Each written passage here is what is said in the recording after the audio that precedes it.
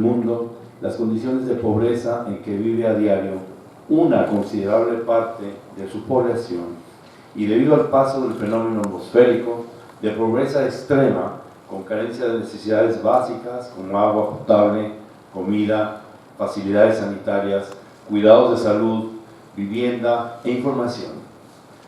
Lo anterior conlleva falta de higiene, alimentación deficiente, enfermedad y la presencia de signos y síntomas característicos de un inapropiado cuidado de salud. El efecto de la austeridad fiscal como resultado de la billonaria deuda del país ha sido uno de los factores que han contribuido al tiempo en que se ha prolongado esta crisis, dada la limitación de recursos económicos para la obtención de todo tipo de elementos indispensables para la pronta reconstrucción del país.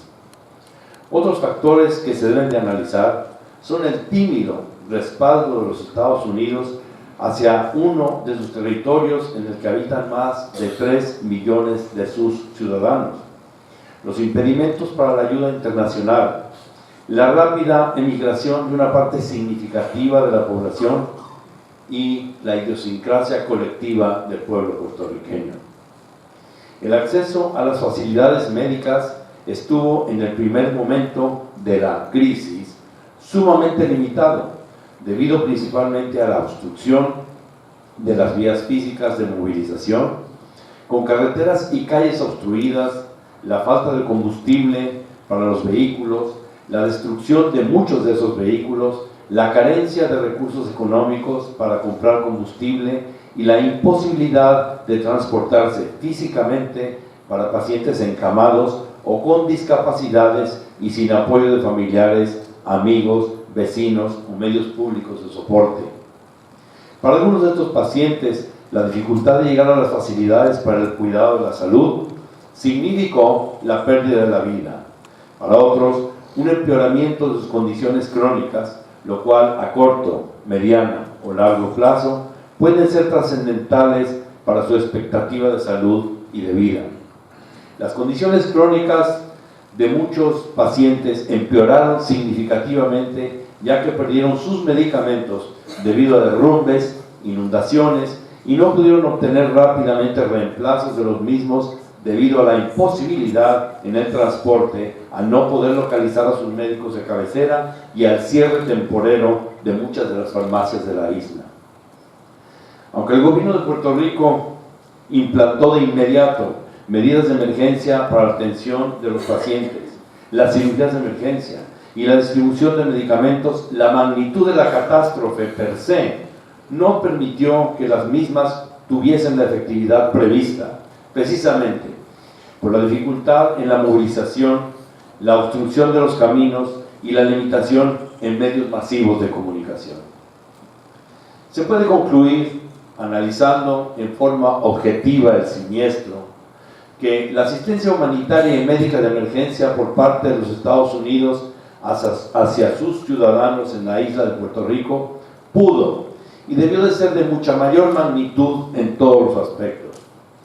La asistencia humanitaria y médica por parte de los Estados Unidos para la recuperación de la isla deberá ser una extensa, generosa y sobre todo pronta, a fin de implementar de inmediato la reconstrucción de todas las áreas afectadas, con particular énfasis en el área de la salud, tanto física como mental. Es muy importante el aspecto de la salud mental después de un fenómeno de esta magnitud.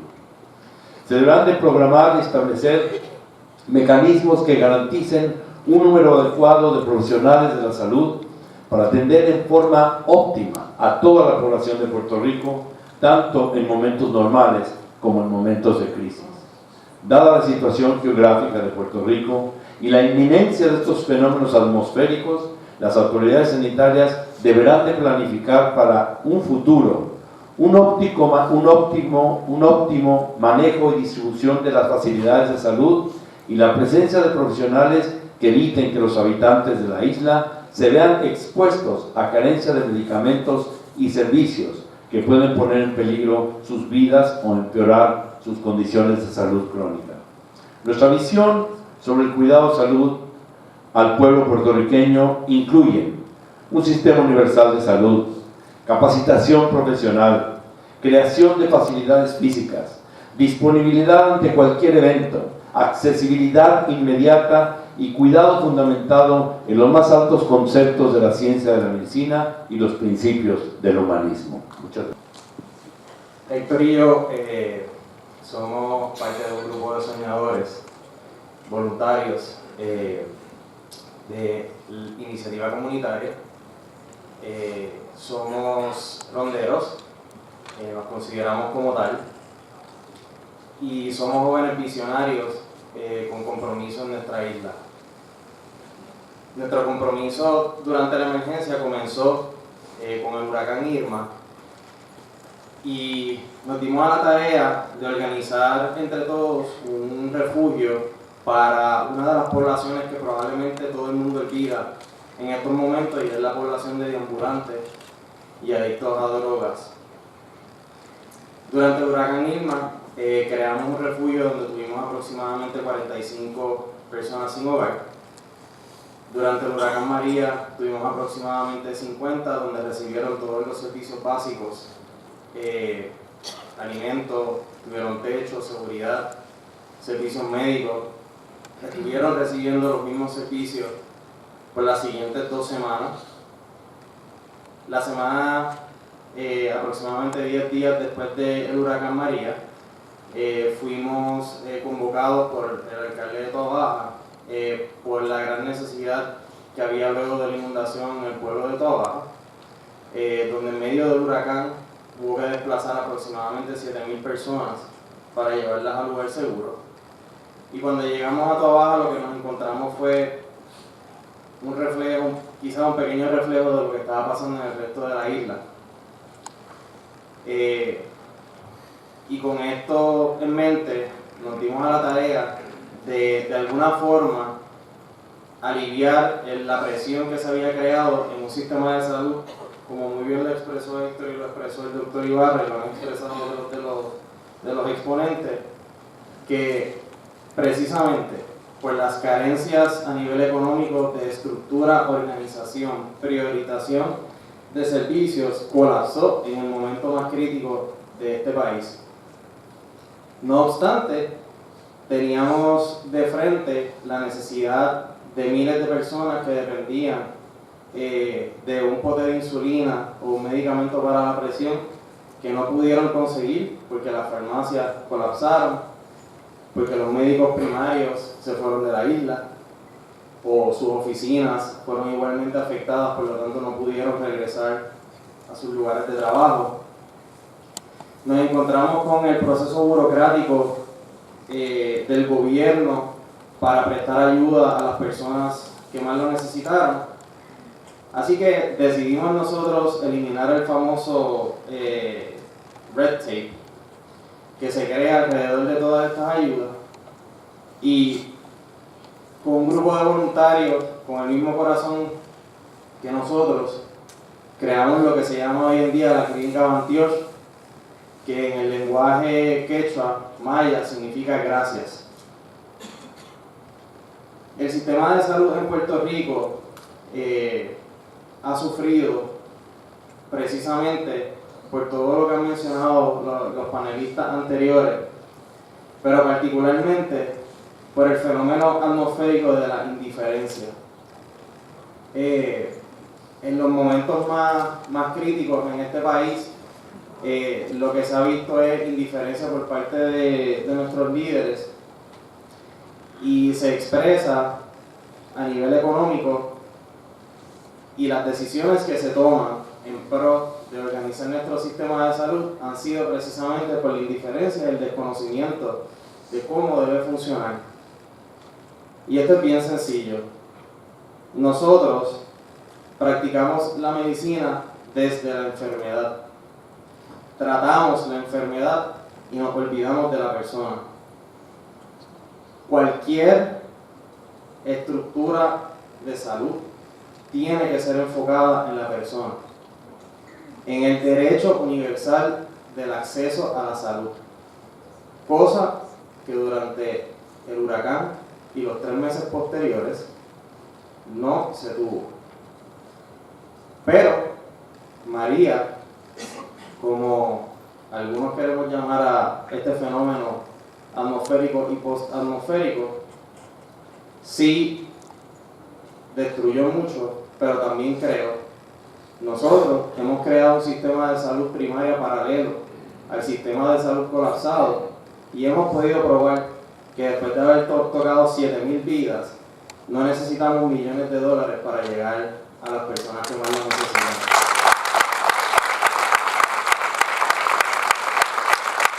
En el proceso, hemos podido educar en salud pública, hemos podido ayudar a organizar a las comunidades que hemos visitado, hemos logrado unir esfuerzos entre gobierno y comunidad y practicamos la medicina como nosotros todos lo creemos, y es que la vivimos en comunidad. Así que, Dr. Alston,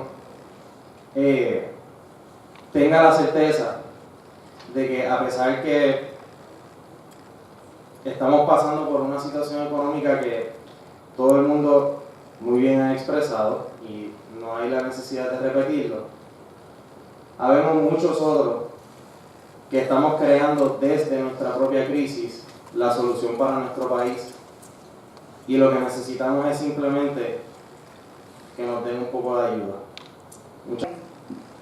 Proyecto Amatria es una organización no gubernamental que se fundó en el año 2004 y desde ese año hemos estado trabajando temas de pobreza, precisamente, desarrollo económico y vivienda. Comenzamos trabajando con mujeres, pero posteriormente expandimos nuestro trabajo a comunidades LGBT y luego del huracán María hemos comenzado a trabajar con comunidades enteras. Dentro de nuestro trabajo desarrollamos un modelo particular de desarrollo económico y de erradicación de la pobreza que parte de un análisis de 360 grados de los derechos humanos de las personas que trabajan, de las personas con las que trabajamos. Este mismo análisis de 360 grados lo estamos aplicando actualmente a lo que es nuestro país y lo hacemos desde antes. Antes del huracán María, o sea, cuando hablamos de Puerto Rico tenemos que hablar de Puerto Rico antes de María y el Puerto Rico después de María. En ese Puerto Rico de antes de María no existían políticas públicas dirigidas a adelantar la equidad de género o a incorporar de manera participativa a las mujeres en las estrategias de desarrollo económico local. No existían tampoco acciones afirmativas gubernamentales dirigidas a erradicar la brecha salarial que sigue colocando a las mujeres en desventaja económica. No existía tampoco una oficina de gobierno que se dedicara a trabajar los derechos de las mujeres, a adelantar políticas públicas y una agenda de equidad o a fiscalizar el gobierno. Hay una oficina que se llama la Oficina de la Procuradora de las Mujeres, pero el día de hoy es totalmente irrelevante a la realidad de las mujeres porque fue metódicamente desmantelada a partir del año 2008. Tampoco existía en Puerto Rico antes de María un sistema de justicia capaz de ofrecer una respuesta coordinada a los eventos de violencia hacia las mujeres. No existía un sistema de salud que reconociera las situaciones de salud mental de las mujeres y que las atendiera adecuadamente, así como tampoco se atendían los derechos sexuales y reproductivos de las mujeres de nuestro país. Aunque el aborto en Puerto Rico es legal, muchas mujeres desconocen que es legal y no tienen acceso a los servicios. No existía en Puerto Rico antes de María tampoco una plataforma de apoyo social que reconociera la gestión de cuidados que ejercen las mujeres en nuestro país, de personas de edad avanzada y de niños y niñas, así que por lo tanto tampoco se le daba un valor económico a ese trabajo. Las mujeres en el gobierno y en nuestra democracia, no más de un 18% de las personas en la legislatura de este país son mujeres. Y si tenemos a la mayor parte de las mujeres de este país sobreviviendo cada día las condiciones de pobreza, difícilmente lleguen a puestos políticos o puedan participar activamente en la democracia, y eso se convierte en un círculo vicioso en el cual tampoco podemos influir para mejorar esas condiciones. Lo que sí existía antes del huracán María eran unas alianzas terribles entre el gobierno y sectores fundamentalistas de nuestro país, que por años han estado trabajando para restarnos derechos a pesar de que internacionalmente se reconoce que la equidad es el antídoto a la pobreza y a la violencia. Lo que sí tenemos luego del huracán María es entonces un estado de pobreza extrema y de indefensión para las mujeres, en el cual al día de hoy, 3 meses luego del huracán prácticamente, tenemos escuelas públicas cerradas, servicios de salud deficientes, cero transporte público, tribunales operando a baja capacidad, más de 100.000 casas destruidas, escasa o deficiente ayuda gubernamental y no más de un 7% de la clientela de la Autoridad de Energía Eléctrica con servicios. Si antes de María las mujeres vivían en un estado de privación, luego de María viven en un estado de aislamiento e indefensión en un país donde todavía lo que hay es un caos gubernamental. En la ponencia escrita le vamos a someter datos estadísticos más específicos sobre la situación de las mujeres, además que ya compañeras y compañeros han hablado de eso. Pero me parece importante para concluir que en Puerto Rico, por años, nuestro gobierno ha sido culpable de negligencia criminal en cuanto a los derechos humanos de las mujeres y la pobreza en la cual han estado sumidas. Y eso hay que señalarlo aún con más firmeza luego del huracán María, porque si alguien es culpable de las muertes, del hambre, del abandono del país por miles de familias, del dolor de todas las mujeres y de personas que viven en distintos puntos de la isla y que hemos atestiguado, porque hemos viajado por la isla, hemos estado en casas sin techo, hemos entrevistado mujeres pálidas de hambre, porque la poca comida que llega se la dan a sus hijos. Hemos tenido que escribir cartas pidiéndole a farmacias o a médicos que den tratamientos a hijos y a hijas de nuestras participantes, porque simplemente no le querían dar los medicamentos luego del huracán. Pues estamos ante un gobierno que es opresor, agresor y en última instancia asesino, porque la pobreza mata. Y si queremos un país de paz, pues tenemos que comenzar por erradicar esa pobreza. Erradicar la pobreza es construir paz, y adelantar y garantizar los derechos humanos es construir esa paz que Puerto Rico necesita urgentemente luego del desastre que acabamos de vivir. Comparezco a nombre del Comité de América Latina y el Caribe para la Defensa de los Derechos de la Mujer, Puerto Rico, CLADE, Puerto Rico, del capítulo de Puerto Rico de la Red de Mujeres Afro-Latinoamericanas, Afrocaribeñas y de la Diáspora, y también por la organización Vamos Puerto Rico. La aprobación de la Ley Promesa y la imposición de la Junta de Control Fiscal hizo que Puerto Rico enfrentara las posibles consecuencias de las medidas de austeridad que comienzan a implantarse en el país.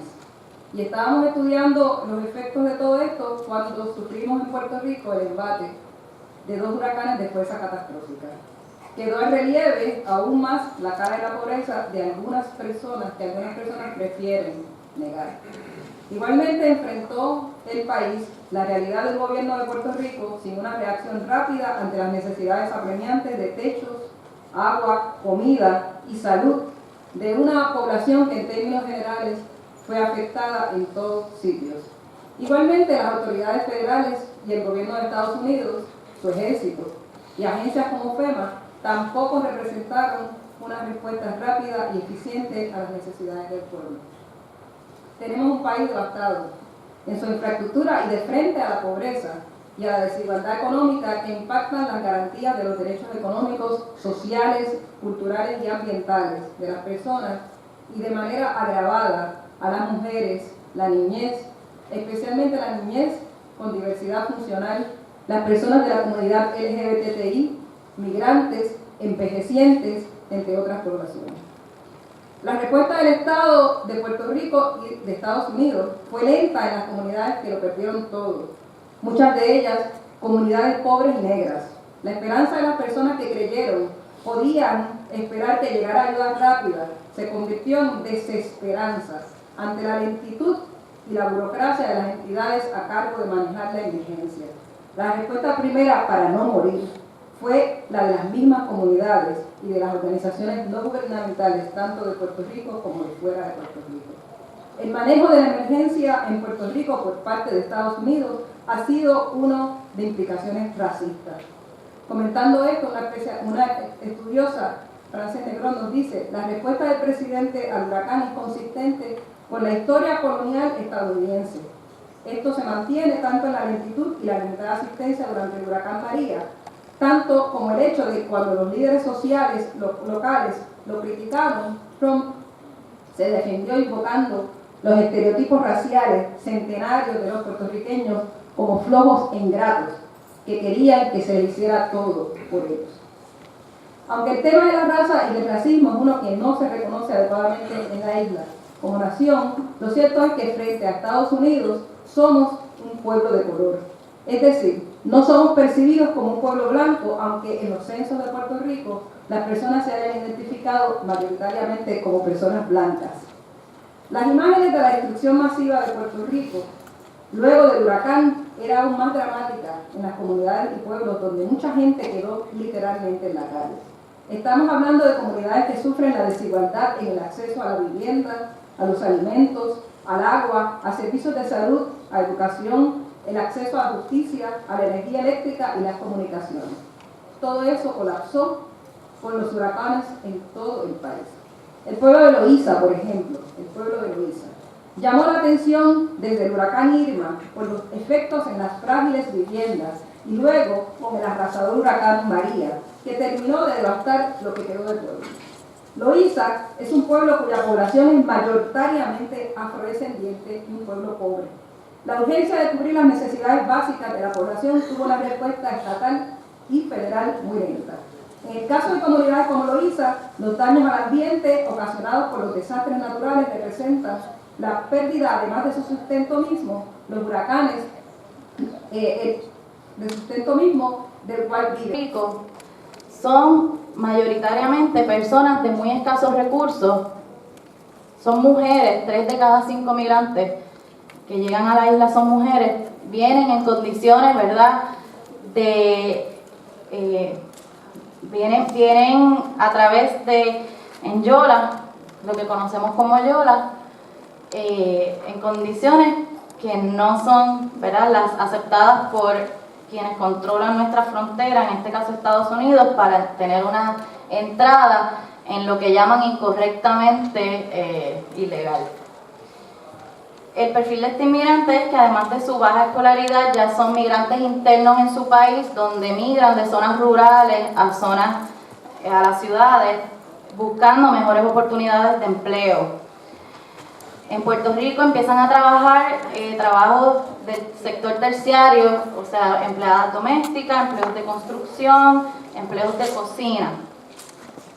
Vienen en edad reproductiva y en edad productiva de trabajo, por tanto, son y forman parte de la fuerza laboral que hoy día no contabilizamos en muchos de los estudios económicos que se manejan. ¿Por qué? Porque están invisibilizados de cualquier derecho laboral que pudieran tener en Puerto Rico y en Estados Unidos. De hecho, se criminaliza a cualquier persona que le ofrezca empleo a los inmigrantes en la isla. En Puerto Rico se estima, porque no hay a ciencia cierta un número, 250,000 dominicanos. Eso sin contar las segundas y terceras generaciones ya, como lo es la mía, segunda, de inmigrantes que hay en la isla.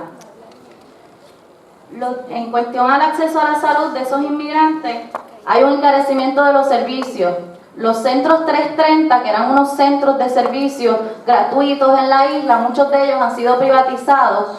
Por tanto, estas personas que ganan un salario muy bajo, muy por debajo del salario mínimo, 7.25 la hora, no pueden acceder a esos servicios de salud mayoritariamente. Ya cuando llegan a buscar el servicio de salud es cuando sus condiciones son verdaderamente catastróficas. El acceso a la educación es muy limitado, especialmente cuando viven en áreas muy concentradas y esas áreas están guetizadas. Por tanto, esas escuelas tienen muy bajos recursos y el programa no son para nada aculturales a cómo son criados esos niños. Ya hablé sobre la paga baja que tienen sus trabajos y además la no cotización a la seguridad social, al desempleo o accidentes por empleo. Por tanto, cuando sufren cualquier accidente en el empleo, no tienen ningún tipo de ayuda de parte del gobierno. En cuanto al acceso a la justicia, tienen poco acceso a la representación legal debido a que si son tomados En alta mar no hay ningún tipo de acceso porque no han llegado a aguas estadounidenses, por tanto no tienen derecho a una representación legal justa de alguna. Los procesos judiciales son expeditos, no se les informa dentro de los procesos judiciales criminales de hacer un plea de culpabilidad, pudieran ser deportados a su país. Hay un informe hecho por la Unión Americana de Derechos Civiles sobre la brutalidad policíaca en Puerto Rico hacia la comunidad dominicana.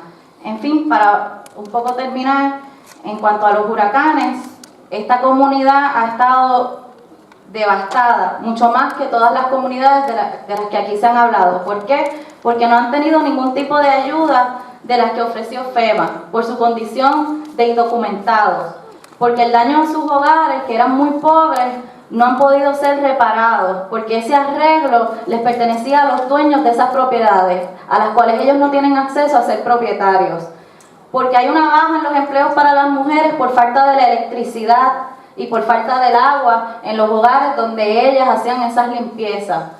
Porque ha habido una migración de retorno, donde antes se hacían 10 cartas de ruta para regresar a República Dominicana en el mes. Hoy día el Consulado Dominicano hace 10 cartas de ruta diarias para inmigrantes indocumentados puedan regresar a su país, donde se enfrentan cada día a la administración portuaria arriesgando ser encarcelados y deportados mediante un proceso judicial porque tratan de buscar una mejor vida en los Estados Unidos. Y para finalizar, yo creo que si queremos construir un mejor Puerto Rico tenemos que contar con la diversidad que existe en la isla y no dejarlo fuera de cualquier reconstrucción y de cualquier plan que hagamos en la isla. Muchas gracias. Hoy respondo a la invitación de compartir brevemente con ustedes el estatus de las poblaciones lesbianas, gay, bisexuales, transgénero y transexuales en Puerto Rico respecto a la pobreza y los derechos humanos. Antes de compartir evidencia específica para estas poblaciones, compartiré nuestra perspectiva ante los asuntos esenciales que nos convocan en esta audiencia. La distribución desigual de los bienes o riquezas, que acostumbramos llamar pobreza, es la causa fundamental de las desigualdades sociales en Puerto Rico. Esta pobreza es a su vez el producto de sobre 100 años de relaciones políticas desiguales entre Puerto Rico y los Estados Unidos de América. La relación colonial de Puerto Rico con los Estados Unidos es el determinante estructural que explica el continuo estado de precariedad que experimentamos en nuestras islas. Es además la causa para la brecha en las desigualdades se amplía. Independientemente de las comunidades o poblaciones a las cuales hagamos referencia para evidenciar el impacto negativo de la pobreza y la violación de derechos humanos en Puerto Rico, la causa común para estas desigualdades es el colonialismo. Al respecto, me uno a los llamados previos compartidos en esta y otras audiencias, a que primero se reconozca y elimine la relación colonial de Puerto Rico con los Estados Unidos de Norteamérica. Segundo, se audite, se adjudiquen responsabilidades y elimine la deuda de Puerto Rico. Y tercero, se establezcan indemnizaciones para Puerto Rico, luego de más de un siglo de explotación y violación de derechos fundamentales.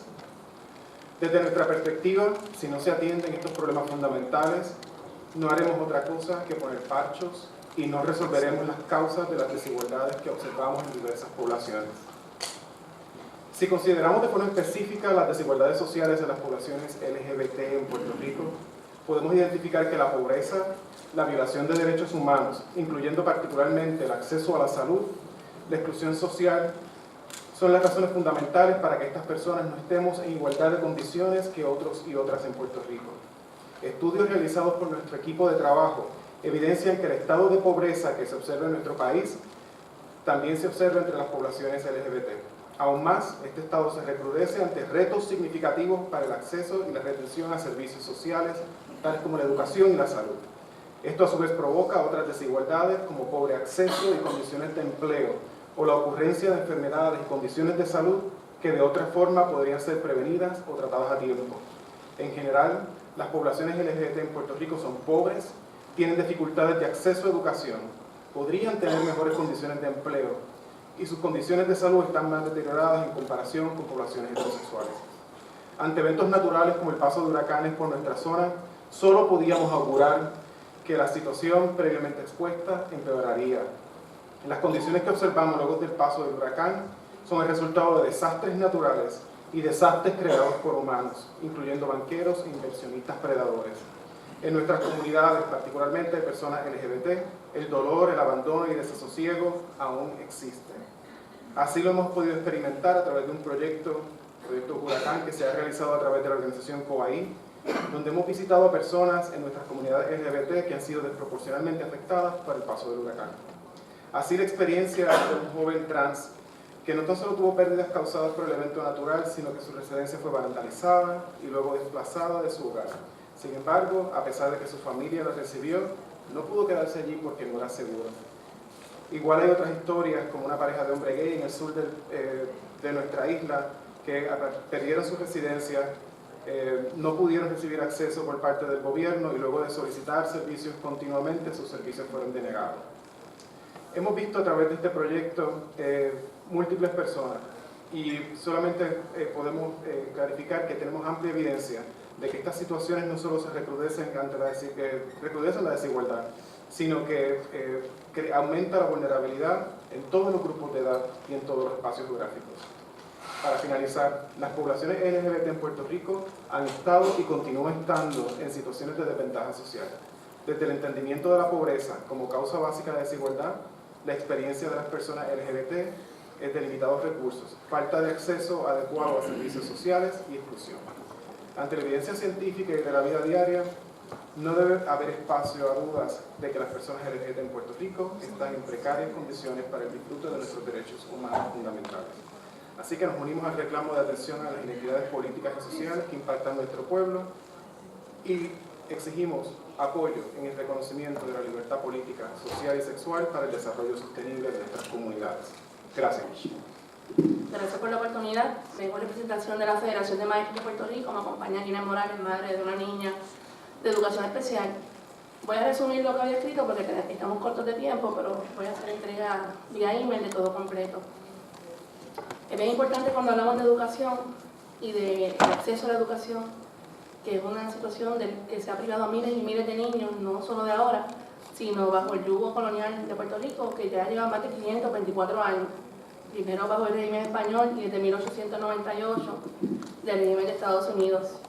Para que tengan una data resumida, de una población de 268.000 niños y niñas de edad escolar, bajo el régimen español solamente 16% asistía a la escuela. Y en la población total solamente había un 15% de personas que eran alfabetas en ese momento. Al paso de los años, en el 1898, bajo el régimen colonial de Estados Unidos, se utiliza el sistema de educación público de enseñanza como un sistema de americanización, de dominación, de transculturación, y en el 1945 solamente el 50% de la población estudiantil asistía a la escuela, siendo mayoritariamente los niños, privando a la gran mayoría de las niñas de su derecho a la educación. En el 1952 se ratifica la Constitución de Puerto Rico bajo un ejercicio engañoso, dando la impresión falsa ante el mundo de que Puerto Rico se había descolonizado. Independientemente de este engaño, el nuevo orden colonial le permitió mayor injerencia a las autoridades puertorriqueñas para tener control sobre el desarrollo de nuestro sistema de educación público y universitario. Tan es así que se logró reducir el analfabetismo para el año 90 en un 90%, solamente 10% de la población era analfabeta para ese momento, y de igual forma casi el 100% de los estudiantes lograron acceso a la educación primaria y secundaria. A pesar de estos grandes logros a nivel educativo obtenidos en Puerto Rico, la situación colonial a la que estamos sometidos ha provocado que no poseamos una filosofía educativa propia con visión puertorriqueña, agravada por la presencia de la Junta de Control Fiscal Federal, que ha propuesto recortes draconianos de sobre $300 millones del presupuesto del Departamento de Educación y sobre 212 millones de recortes en la Universidad del Estado. Estas medidas han provocado el cierre desmesurado de escuelas. 322 escuelas han sido cerradas en los pasados 3 años. 166 escuelas fueron cerradas bajo la pasada administración de Rafael Román y avalada por el gobierno de Alejandro García Padilla, y en tan solo 4 meses de haber sido nominada como secretaria de Educación, la secretaria actual, Julia Kelleher, ha cerrado 166 escuelas adicionales. Tras el paso de los huracanes Irma y María, la violación crasa a los derechos humanos de nuestros estudiantes, ejercidos por las autoridades del Departamento de Educación, ha sido una sin precedentes. Para darle breve ejemplo, los estudiantes de Loíza, 60% de sus escuelas permanecen cerradas al día de hoy, privando a estos niños del acceso a la educación. Los estudiantes de la Escuela Superior Vocacional de Loíza llevan 90 días sin acceso a la educación porque no empiezan sus clases desde Irma. La misma historia, repetimos, en el Instituto Loaiza Cordero, donde la población es totalmente de educación especial, niños no videntes que llevan más de 90 días sin el acceso a la educación. Igual la Escuela Ramón B. López de Cataño, 100% de educación especial, donde los niños llevan más de 90 días sin el derecho al acceso a la educación. El 26 de septiembre, en contraste con lo que ha hecho el gobierno, el magisterio puertorriqueño se presentó a trabajar y acondicionó casi el 90% de las escuelas de nuestro país. En un lapso de semanas las escuelas estaban listas y habilitadas para reiniciar. Sin embargo, el gobierno de turno se detuvo y fue sumamente lento el proceso de reapertura, negando y privando a nuestros niños de su derecho constitucional a la educación. Para darle un dato, el 30% de las escuelas eran las únicas que permanecían abiertas al 8 de noviembre, casi 2 meses después del huracán. En los casos de las escuelas con daños mayores no había un plan alterno para acomodar a esos estudiantes en interlocking, ni siquiera reubicarlos en escuelas cercanas, sino que al día de hoy permanecen muchos de ellos en sus casas parados. El gobierno ha dicho que solamente un 5% de los niños al día de hoy, gracias a la lucha y militancia, ¿verdad?, de las comunidades, permanecen cerradas. Pero ese 5% representa que más de 10.000 niños al día de hoy están todavía en sus casas. Niños que dependen de su alimentación en los comedores escolares. Niños que no tienen desayuno, niños que no tienen almuerzo, niños que perdieron sus hogares, sus pertenencias y que ahora también han perdido su escuela. Lo que el gobierno de Puerto Rico ha hecho contra los niños y contra las niñas de nuestro país es un graso crimen, es una violación a derechos humanos sin precedentes. Crimen por el cual 21 maestros y maestras fuimos arrestados hace cerca de un mes por exigir el derecho a que se educara a los niños de este país. Finalmente, porque voy a resumir, ¿verdad?, quiero que Ginette hable y luego le envío completo las estadísticas que tengo de todas las escuelas del país, que se las voy a proveer fecha por fecha por email. Bien importante y es desconocido las implicaciones psicológicas que tiene para el ser humano el estar sometido al coloniaje. Desde los estudios clásicos de Frantz Fanon y Albert Memmi, las aportaciones pedagógicas que hiciera Paulo Freire, entre otros, todos señalan lo nocivo para el desarrollo intelectual del individuo el estar sometido a la subordinación colonial. Los puertorriqueños obviamente no podemos desarrollar nuestro potencial al máximo como nación con un sistema educativo intervenido y controlado por Estados Unidos. Es hora de que reabran las escuelas, es hora de que se garantice el derecho a la educación accesible y de calidad para los niños, y en ese sentido la Federación de Maestros de Puerto Rico estará, como ha estado siempre, junto a las comunidades escolares luchando por el acceso a la justicia de los niños y las niñas de este país. El tema que me compete es hablar sobre educación especial y pobreza, y quiero iniciar indicando que no soy una mujer investigadora sobre este tema, sino que lo que yo soy es una madre de una niña con diversidad funcional y que trabajo como intercesora, y esto me permite un acceso a la población de educación especial. Una de las cosas que yo entiendo que de todo lo que hemos hablado aquí, la población con diversidad funcional, especialmente en niños, ¿verdad?, pues padece de todas las cosas que se han señalado aquí. No creo que exista una población más vulnerable a la pobreza, a la discriminación, a todo lo que excluye que la población de niños y niñas con diversidad funcional. Por tanto, cuando tú tienes un Estado que el enfoque de la educación está centrado en definir lo que es el camino para llegar al éxito, y que ese éxito se va a repercutir en un asunto de un logro económico, pues empezamos a tener una marginación, porque ellos mismos empiezan a ver nuestra población como un gasto, que es la manera en que se miran a nuestros niños, como en ocasiones expresado como un mal gasto. Y tan es así que en el cuatrienio pasado hubo una investigación en el Senado porque nuestros niños no tenían maestros de educación especial. A cabo de 3 o 4 meses nuestros niños no tenían nombrados sus maestros en una cantidad considerable, y se iniciaron unas vistas en el Senado. En aquel entonces era el senador Batia el presidente del Senado. Estas vistas, el tema se diluyó cuando empezaron a ver y empezaron a hablar de la cantidad de niños de educación especial, que fluctuaba en 360.000. para nuestros senadores, nuestros legisladores, pues el tema de que le faltaran maestros y le faltaran asistentes pasó a un segundo plano, porque ¿cómo podía ser posible que hubieran tantos niños de educación especial? Cuando a mí me hablaron de este tema, quise ir a buscar estadísticas, algo que es bien difícil en Puerto Rico, pero sí conseguí un número muy importante, ¿verdad?, sobre las estadísticas de pobreza en los niños de educación especial. Nuestra población actualmente fluctúa entre unos 114.000 a 140.000 estudiantes de educación especial, y los niveles de pobreza que se estipulan en el departamento son un 82%. Viven bajo nivel de pobreza. Cuando yo vi este número de 82%, pensé que yo iba a venir aquí a hablar con usted y que cuando dijera este número me parara y me iría, porque no entiendo que haya algo más que argumentar después de uno tener un 82% de niveles de pobreza. Pero eso refleja la exclusión en la que viven nuestros niños en este país. Una de las cosas que es ¿cómo llamarlo?, algo que es sorprendente que pasa con nuestra población, es que tiene este número de pobreza, pero la riqueza que genera es una riqueza impresionante. Esta riqueza no repercuta en que nuestros niños tengan unos servicios dignos. Un ejemplo que quiero dar es que cuando nosotros teníamos un programa de radio, recibimos una llamada que el Departamento de Educación estaba efectuando 200 evaluaciones en una escuela un sábado con 5 psicólogos. Así que ustedes podrán imaginar la calidad de los servicios que reciben nuestros niños.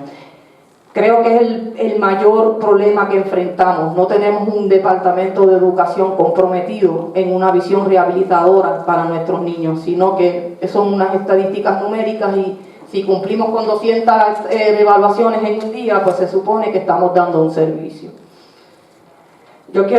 Sé que estamos muy cortos de tiempo, así que quiero expresar algo que había escrito sobre nuestra pobreza. La pobreza de nuestra población no se reduce a un asunto económico. Nuestra población día a día tiene que enfrentar una pobreza de falta de amor, de sensibilidad, de compromiso, pero sobre toda esa pobreza, la falta de una voluntad que perpetúa el incumplimiento en un confort de costumbrismo. Nuestra población está estadísticamente llevada en un tribunal por monitoría, y es todavía una población invisible. Nuestra población recibe una aportación económica considerable para haber sido tratados con dignidad. Mas, sin embargo, esas riquezas se van en estas corporaciones inescrupulosas que no dan los servicios a nuestros niños.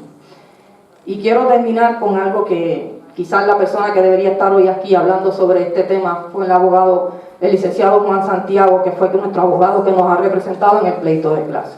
Y quiero hacerme consona de unas palabras que impactaron mi vida.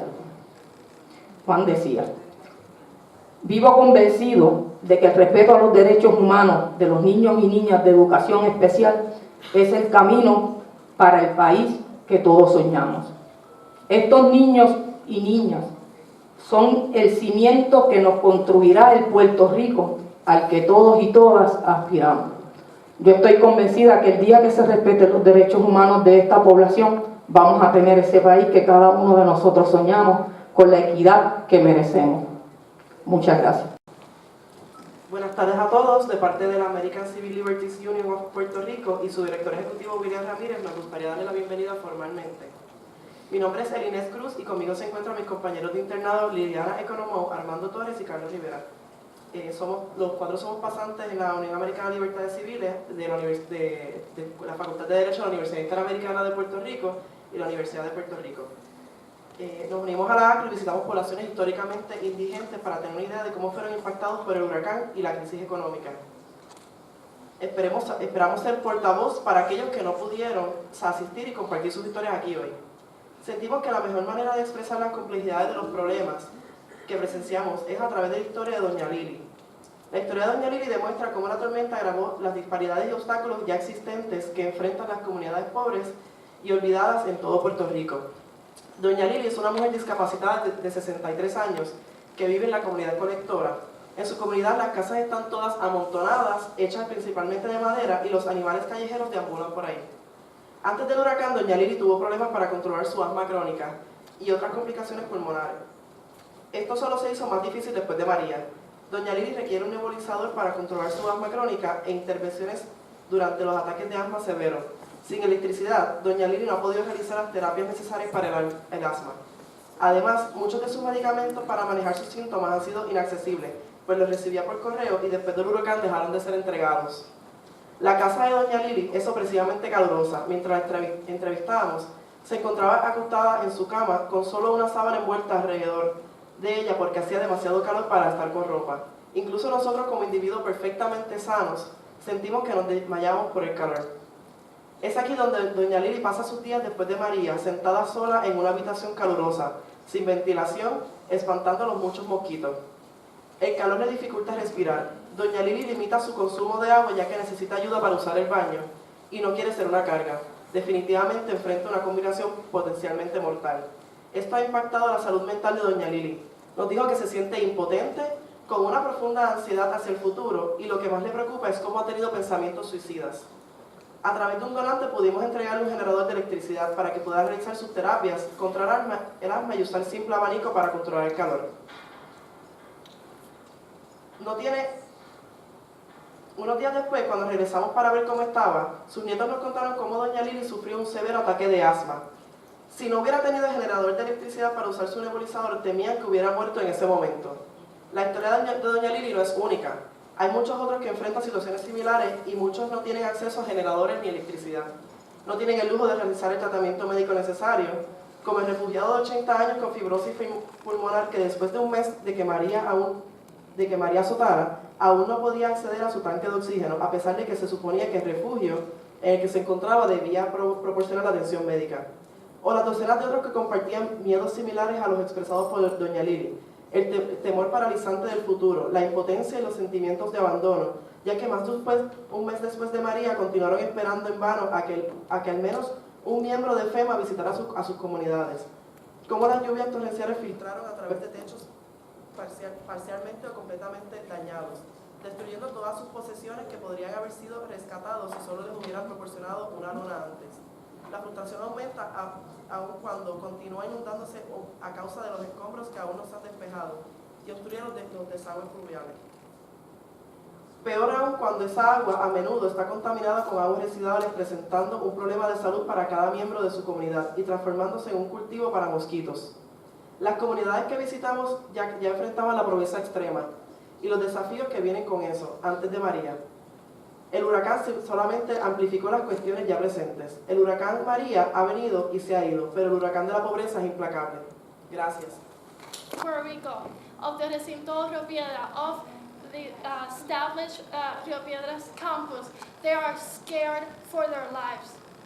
Basically, what ended up happening post Maria is that some of the students are even scared of the situations that happen. They cannot voice their opinions as citizens because they're afraid of retaliation by the committee of the university. There's video that I will send because they don't want to speak out with names because they are scared. My apologies for this scene, but as a millennial, as a youth, I cannot stand my voice being silenced. Thank you so much. Esta catástrofe humana, antes de comenzar a hablar un poco de esta catástrofe humana y cómo ha afectado a las personas sin hogar, esta nueva dimensión de personas sin hogar, pues quiero compartir un poco, ¿verdad? Antes del conteo se habían contabilizado alrededor de 3.500 personas sin hogar en las calles de Puerto Rico. Esto según datos del Departamento de Vivienda Federal, divulgadas tan recientemente como hace 4 días. Pero estos números no nos dicen nada si no conocemos otra dimensión, y es que el 40% de estas personas representan una condición de salud mental y de abuso de sustancias antes de estar sin hogar, mientras que el 58% identifica situaciones de índole familiar y económica, tales como el desempleo, el desahucio y la violencia intrafamiliar, entre otras razones para estar sin hogar. Al día de hoy desconocemos la cifra exacta de personas sin hogar luego del paso del huracán, primero por el caos causado por los estragos en la infraestructura eléctrica y de comunicaciones, y luego el caos causado por la improvisación y falta de transparencia del gobierno de turno, agudizando las condiciones de ayuda y rescate necesarias para enfrentar esta situación, dejando a muchos a la deriva. Si consideramos el número de unidades de vivienda de alquiler que pudieron verse afectadas, podemos estimar que la cifra de personas sin hogar que conforman este segmento podría superar las 15.000 personas. Sin embargo, no podemos dar por descontado la respuesta de la sociedad civil ante este desastre, tanto a nivel local como nuestros hermanos en la diáspora. Muchos de ellos han optado por crear estructuras que les permitan dirigir las ayudas directamente a quienes más la necesitan debido a la desconfianza en el gobierno de Puerto Rico y otras estructuras existentes. Cientos de miles de dólares en efectivo y suministro han llegado a los lugares más inaccesibles gracias a los esfuerzos titánicos de cientos de voluntarios, amigos y familiares.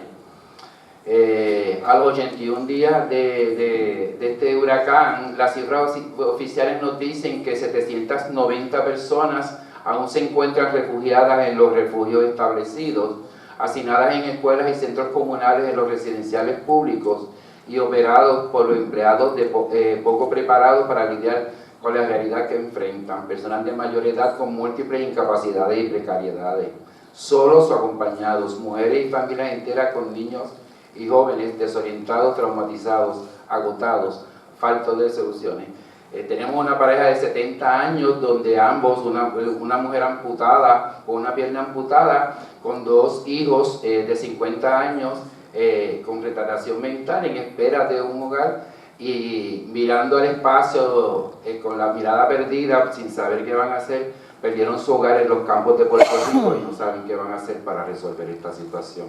A estas alturas de las organizaciones que trabajamos con las personas sin hogar se nos pide un esfuerzo para ubicar a los que quedan en los refugios. Para los espacios disponibles de asistencia de renta y vivienda pública, apenas 200 espacios disponibles para estas 700 personas. Nos piden que luego de la ubicación, el activismo en Puerto Rico tiene un alto precio, así que desconozco las repercusiones que esta presentación pueda tener en mi vida, ya que recibo trabajo con fondos federales y no sé qué pasa. En el pasado ya yo no me imagino qué puede pasar, pero no importa, es necesario que esté aquí. Después por las experiencias de Harvey en Texas y en la Florida con Irma, la ayuda federal podría tardar 6 meses o más.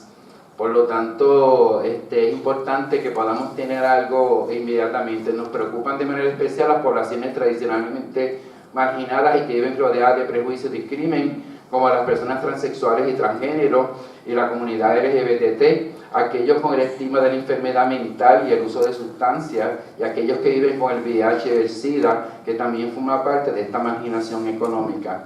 ¿Cómo les fue durante el huracán? Donde se refugiaron, están recibiendo la asistencia. Nuestras personas sin hogar parece que deberán seguir esperando por su turno para recibir la vivienda que merecen. Necesitamos paz, solo la conseguiremos cuando podamos eliminar las desigualdades. Hay mucho más que decir y la comparto por escrito más adelante. Muchas gracias. Buenas tardes o buenas noches. Mi nombre es Alejandra Licea, manejadora de caso de Corporación La Fondita de Jesús. Trabajamos principalmente con personas sin hogar y venimos a hablar de eso, ¿verdad? Según el Centro de Información Censal, durante los años del 2011 al 2015, 1.6 millones de puertorriqueños vivían bajo los niveles de pobreza, siendo el 57% de estas personas niños y niñas menores de 17 años. En la actualidad, estos jóvenes censados son los jóvenes adultos y adolescentes que enfrentaron el terrible embate de los huracanes Irma y María. Señor Alston, ¿cómo cree que podemos superar el asunto de la pobreza? Si en Puerto Rico, durante el periodo del 2012 al 2016, la mediana de comparación de ingresos en los hogares de Puerto Rico fue de $19,906.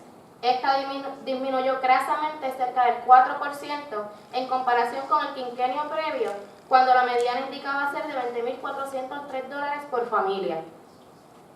Comparando los dos quinquenios a nivel municipal, los 5 municipios que mostraron un mayor decrecimiento económico, según el cambio porcentual, fueron Guayama, Las Marías, Adjuntas, Lajas y Santa Isabel. Pueblos que sufrieron devastaciones increíbles a consecuencia del huracán y han sido pobremente atendidos como el resto del país. Usualmente, la pobreza se ve intrínsecamente relacionada con poder adquisitivo y monetario, pero esto a su vez no implica que estos sean los únicos detonantes de la pobreza. El crecimiento económico no se plasma solamente en una mejora de la calidad de vida de las personas y grupos excluidos. a menos que se adopten medidas o políticas públicas con un enfoque justo en derechos humanos para generar condiciones de igualdad real. Evidentemente, en nuestro país se ha hecho todo lo contrario. Ejemplos claros de esto han sido las aprobaciones de leyes y medidas que criminalizan las manifestaciones y las protestas. El cierre de más de 160 escuelas en este año. La imposición de una junta de control fiscal que no está en este país para ver que no nos roben, sino para cobrarnos a cualquier costo. El depósito de cenizas en Tallaboa y la crasa disminución de fondos públicos asignados a organizaciones sin fines de lucro que, sin temor a equivocarme, brindan la mayoría de las soluciones a las necesidades extraordinarias de cada puertorriqueño mucho antes del huracán María. Pues entendamos que María no nos hizo pobres. Éramos pobres hace mucho tiempo antes de María.